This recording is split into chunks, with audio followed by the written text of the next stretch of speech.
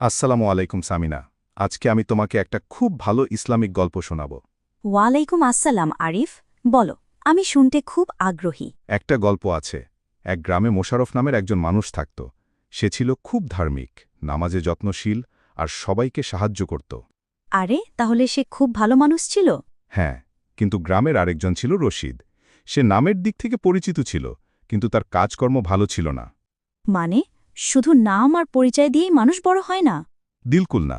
আল্লাহ দেখেন আমাদের কাজ আর আমল, নামের জন্য নয়। আরে, এটা খুব গুরুত্বপূর্ণ কথা। তো মোশাররফ কি করত?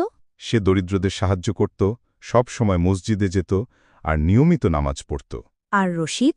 রশিদ গর্ব করত তার নাম নিয়ে, কিন্তু অন্যের সাহায্য করত না।